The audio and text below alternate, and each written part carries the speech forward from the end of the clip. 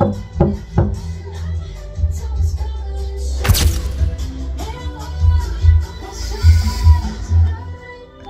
y a un pay-per-view en France, le premier pay-per-view en France.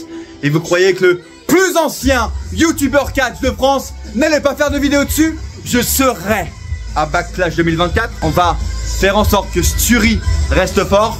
On va parler des meilleurs matchs qu'il peut y avoir, des rumeurs, des news. Et on va se hyper ensemble, ici, là,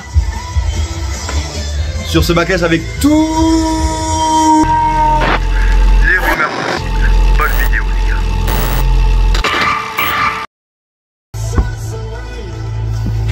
Bienvenue sur cette chaîne YouTube d'Aranis Catch.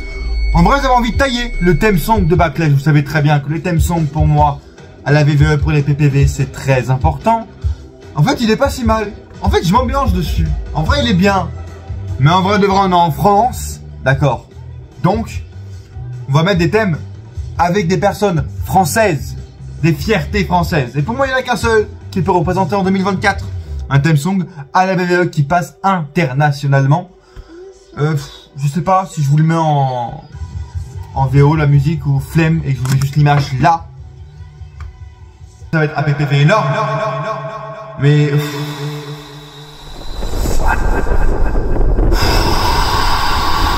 on souffle pour Mamie Rhea Bloody Ripley qui sera pas avec nous à Backlash. On pourra pas faire This is my brutality avec elle. C'est un Every Catch, un épisode spécial sur Backlash 2024. Uniquement de ça, on va parler des rumeurs, on va parler des dramas qu'il y a eu sur les réseaux, de la musique, comme il vient de le faire là, premier avis, et des matchs qui ont été annoncés et que moi j'aimerais voir sur la carte. On va essayer de faire un peu de fantasy booking, nous vendre un peu du rêve les gars, parce que c'est Backlash. Je suis heureux de faire ça sur ma chaîne YouTube. Beaucoup m'ont rejoint dernièrement et je vous en remercie grâce à mes TikTok, à mes shorts, quasiment 10 000 vues. C'est un record sur ma chaîne, je vous le dis, c'est énorme. Bon. On va essayer de passer un peu outre, vous savez, j'ai ce design là, André le Géant, je serai présent. Je vous dirai ma place sûrement sur les réseaux sociaux de où je serai à Backlash quelques jours avant, Instagram, machin, TikTok, n'hésitez pas à y aller bien sûr, vous le savez très bien, j'aimerais que vous détruisiez cette application. On a détruit ensemble en passant par mon compte, et merci pour ce que vous faites aussi sur TikTok, c'est incroyable. Mais là-dedans, j'ai pas de l'eau, d'accord? Je vais m'en mettre après, là-dedans j'ai pas de l'eau, j'ai un peu autre chose, un autre liquide. Vous savez bien que ce mug, je le prends que pour les Every Catch. C'est assez spécial parce qu'il y a André le Géant, design fait par moi, je le rappelle. Et alors bon, je pense pas que j'ai le droit de montrer sur YouTube, blablabla. Enfin, j'allais dire vous comprenez si c'est comme ça. Bon, peut-être penser à autre chose, mais vous voyez là de quoi je veux parler, c'est bon. Ça va pas être copyright par YouTube, bon d'accord, il y a ça dedans. Pour mettre un peu l'ambiance et pour passer outre, Rhea Ripley vient en pleurs. Je crois que ma caméra, qui est mon téléphone, est en train de mourir, hein, parce que dès qu'il y a cette lampe qui approche, vous voyez qui apparaît dans la vidéo, il y a ça aussi qui apparaît. Voilà. On va essayer de cacher quand même, c'est mieux visuellement. Allez, rentrons dans l'arène directement. Petite ref à Backlash, bienvenue dans une arène. Sturi, les dramas qu'il y a eu. Voilà, je le cite, hein, c'est plus un concurrent MDR, maintenant c'est quasiment une personnalité publique du catch. On va se le cacher. Il a commencé à créer un drama autour de lui. Lui, il veut Baron Corbin. Vous le savez, il a un délire avec Baron Corbin. Au Live Event 2022-23, il y a eu un délire autour de ça qui a même fait changer le cours du match en Live Event, puisque Baron Corbin n'était pas censé gagner le match face à je sais plus qui. Il a gagné parce qu'il était babyface de fou, over de fou. Et il y a eu des chants Corbin, rien de mal. D'accord? La VVE était très contente. Surprise, elle s'est dit, ah tiens, oh bah trop bien, tiens, la prochaine fois peut-être qu'on pourra mettre Corbin juste pour le délire, d'accord? Pas de titre en jeu, rien, une apparition. C'est ce que la VVE a dit. On revient en 2024 et après l'annonce de Backlash, oh tiens, Sturi dit, ah ce serait bien, j'ai remis l'affiche en place, c'était Cody Rhodes, et ben non, j'ai mis Baron Corbin à la place sur l'affiche de Backlash. C'est cool, c'est bon enfant, c'est tiens, ça pourrait être sympa que Hunter voit ça, tu vois. Corbin répond, génial mon pote, toujours présent. Voilà, c'est tout. C'est ça l'origine du drama du coup. Une personne demande l'apparition d'un catcheur. Moi, j'ai envie de voir de Jeff Hardy, d'accord? Je vous redis encore une fois, regardez le logo là, la petite miniature de ma chaîne YouTube. Jeff Hardy, Jeff Hardy. D'accord, c'est ça. Est-ce que je vais me prendre un drama aussi? Et est-ce que je suis contre le vrai catch? Parce que c'est ça qu'on ne lui reproche, d'être contre le vrai catch, le vrai truc. Moi, je suis pas venu payer 150 € ma place pour voir Baron Corbin prendre la place de Kevin Owens. Déjà, il prendra la place de personne, mon ref, de 1. Et de 2, vous aimez le catch? Vous aimez le catch? C'est un point d'interrogation à la fin. Vous aimez le catch? Parce que on vous dit l'apparition d'un catcheur, d'accord, qui va peut-être prendre 10 minutes dans la soirée de 3h30.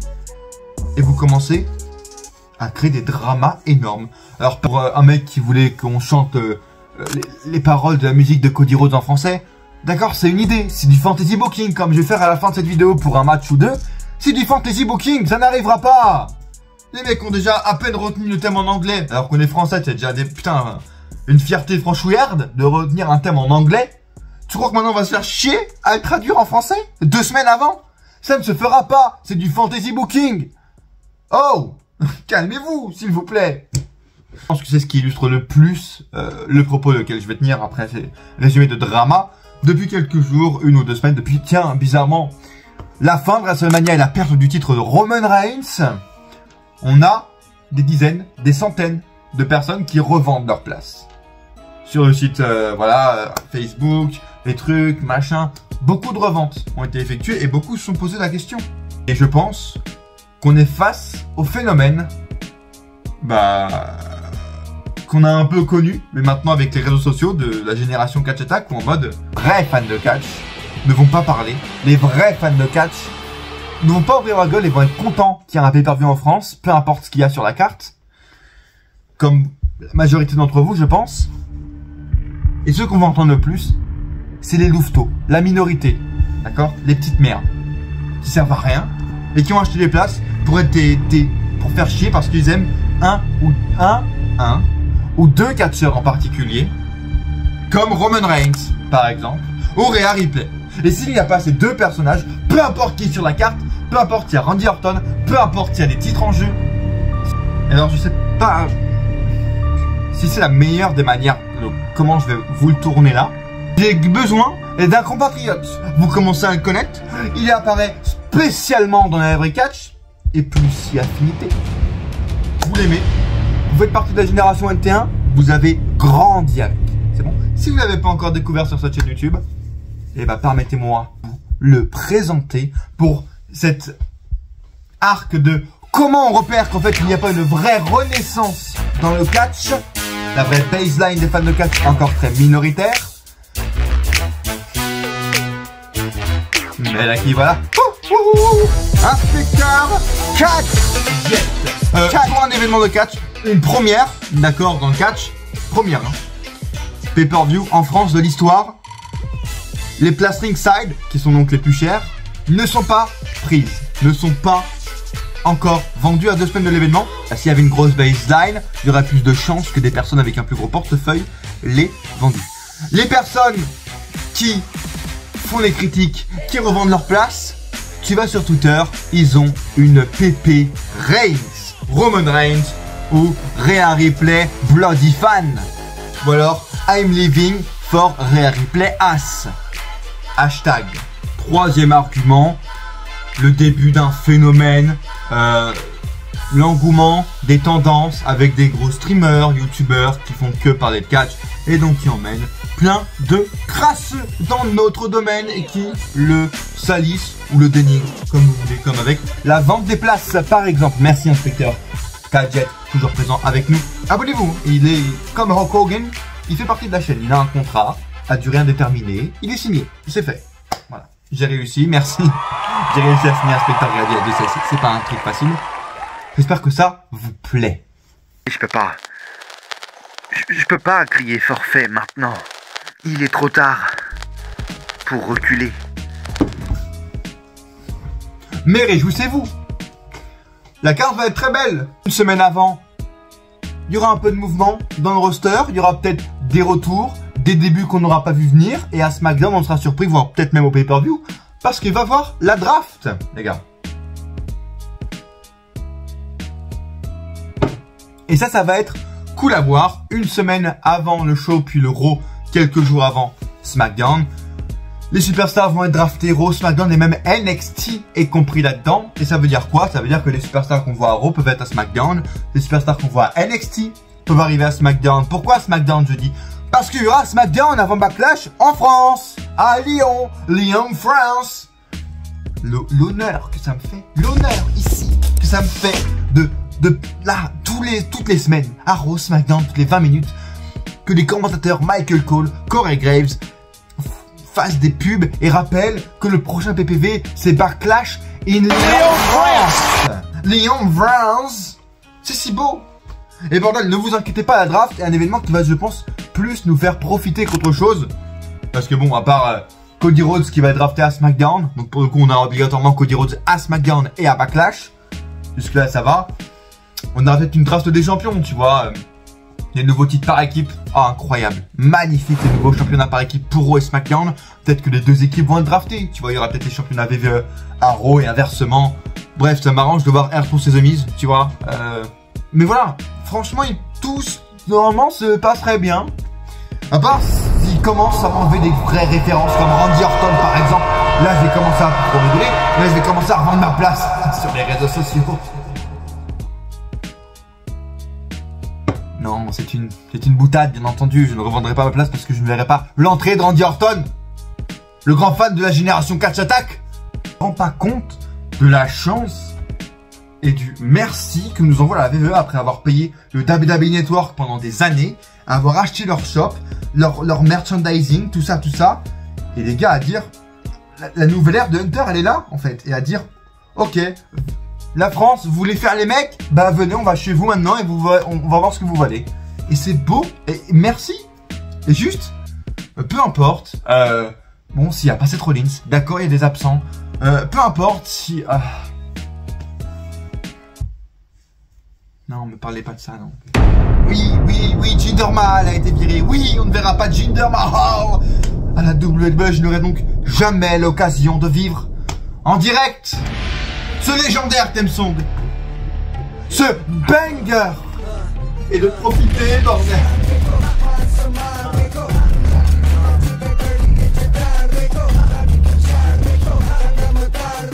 Thank you, Jinder. Thank you, Jinder. Thank you, Jinder. Thank you, Shanti. Une affiche d'André le Géant. Regarde, ça c'est vrai. Venez avec vos affiches. Et qu'est-ce que je vois comme petit besoin, quand que j'ai les choses dont on a besoin. À Backlash, déjà, une référence à André le Géant, que ce soit dans l'intro, que ce soit dans une vidéo package, que ce soit dans la tenue des catcheurs, ou que ce soit directement avec un match. Moi, pardon, ils l'ont fait à SmackDown, WrestleMania, j'en ai rien à battre. Pour moi, il n'a pas existé à WrestleMania. Pour moi, je vois quoi? Pour moi, je vois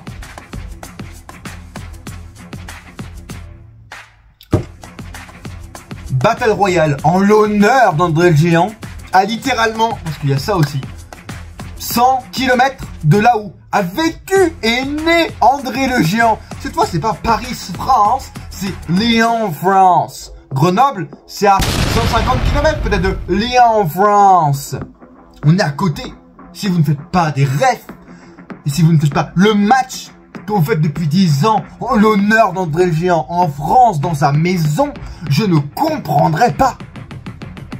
Comment honorer d'une meilleure manière le premier introduit au Hall of Fame de la WWE, la légende du catch, la 8e merveille du monde, notre fierté française. Pas que s'ils ne le font pas, je me ferai voir avec ma grande affiche, avec mon mug, avec tout. Je me ferai voir en mode parlez d'André, tonton André, parlez de tonton André, s'il vous plaît. À part ça, il faut des francophones. Sami Zayn, bien sûr que oui, il aura un match. Kevin Owens, bien sûr que oui, il sera là. Et allez, mettez-nous Maryse. We want Maryse. We want Djibouti, want Maryse. S'il vous plaît, allez. Cody Rhodes qui dit 2-3 mots en français, comme il a fait au Québec. Après WrestleMania, il y a 2 semaines. J'ai oublié la parler. On a Christophe Ajus et Philippe Pierrot en ringside, en commentaire. Mais c'est fou, mais c'est incroyable. Et ça, je dis oui. On a demandé pendant des mois, on a flippé nos races qu'ils n'y soient pas. Ils y sont. Ça va être incroyable, ce sera sur AB1, au cas où pour ceux qui ne le savent pas. Ça, quel plaisir. Là, faut le dire, c'est un plaisir ultime de dire ces mots-là et qu'ils vont être en France. On va être en France. Il y aura Christophe Ajus, Philippe Chiro qui vont commenter. Vous avez attendu ici pourquoi? Pour ça. Les gars, pour parler des petits fantasy booking que je vois. Alors on a déjà des matchs annoncés. Je suis très content. C'est une magnifique première défense de titre pour Cody Rhodes qui va affronter AJ fucking Styles. On va peut-être avoir un banger, un classique, un top 3 meilleur match de l'année chez nous en France. Va falloir mettre l'ambiance. Je vous le dis, va falloir être là, va falloir gueuler, créer tous les possibles et inimaginables refrains, chants possibles, tout. J'en parlerai plus en détail dans ma vidéo pronostic que je vais sortir, là j'en suis obligé. Je suis contraint de le faire. S'il vous plaît, pour un PPV en France auquel je participerai, j'assisterai. Non, bah pardon, oui, je serai là. Oui, il y aura une vidéo. Oui, peut-être qu'il y aura encore d'autres vidéos. Oui, il faut me suivre sur TikTok parce que je vais en parler. Oui, peut-être que... Bref, attendez, d'accord? Ouais. Moi, je veux voir R-Truth et The Miz. Hein, je veux voir ces champions par équipe. Pas les autres qui... On souffle, d'accord? Si on les voit, on soufflera. R-Truth, The Miz, magnifique, qui vont drop les titres ce soir-là. Merde! Ça va être DIY face aux Creed Brothers qui vont être heel avec mon giga chat qui a tourné heel. C'est pour me briser le cœur. C'est pour me briser le cœur, mais bref. Ils vont drop les titres, mais histoire de voir un peu de francophonie. Maryse, we want Maryse, Collis. On veut voir ça, d'accord? Merci. Imaginons, il y a les champions par équipe de SmackDown maintenant, c'est pas ça, mais bref, Waller et Theory qui sont là. Je vois bien une équipe genre les New Catch Republic, une équipe britannique, pour rappeler un peu l'Europe, faire référence et que nous en mode « Oh, on connaît, c'est l'Europe, ouais !» Voilà, bref. On est moins pire que les gros Américains de merde qui connaissent pas autre chose et qui là, ils vont croire que c'est Paris et que quand ils vont pas voir la Tour Eiffel, ils vont faire « Mais c'est sûr, c'est la France, y a pas la Tour Eiffel, y a pas le musée du Louvre, ouais. » Venez, on se fait plaisir. Moi, je vais voir Tamatonga, d'accord? Dans un monde parfait, le mec était à la New Japan, et là, je peux me dire en direct, oui, je vais voir un mec de la New Japan catcher en France sous la bannière VVE. Oui, ça, quel plaisir.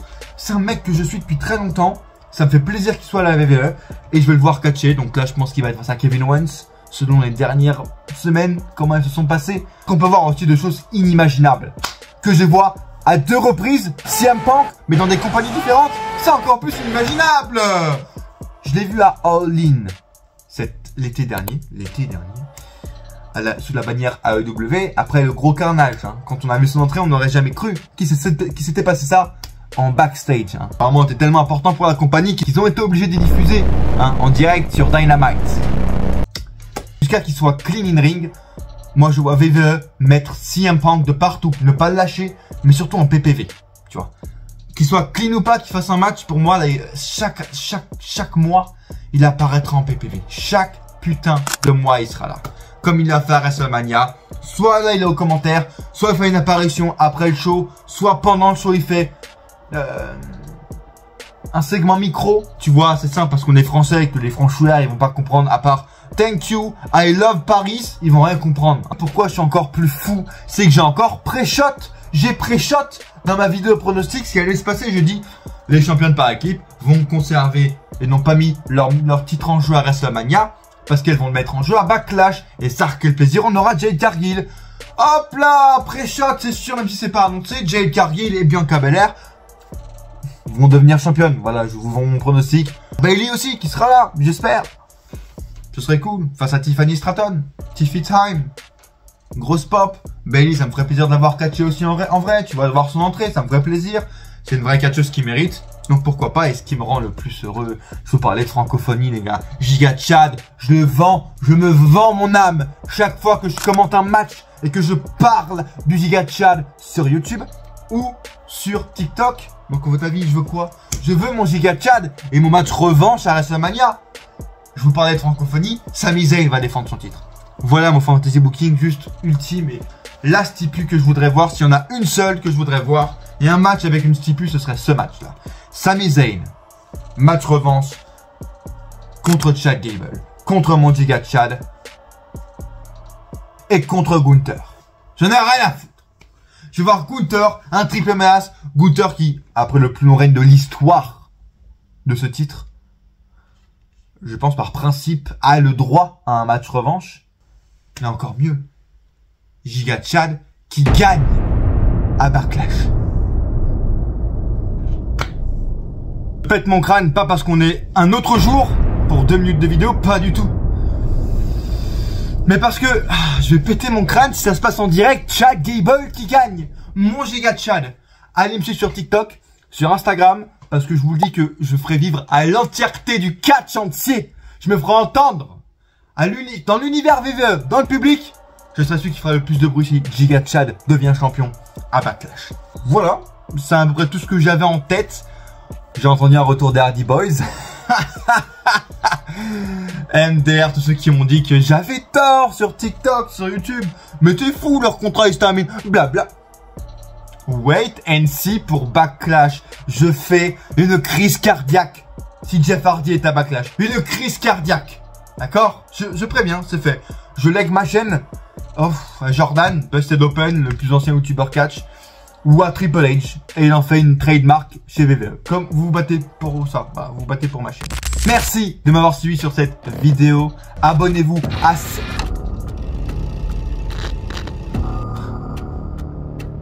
C'est pas possible.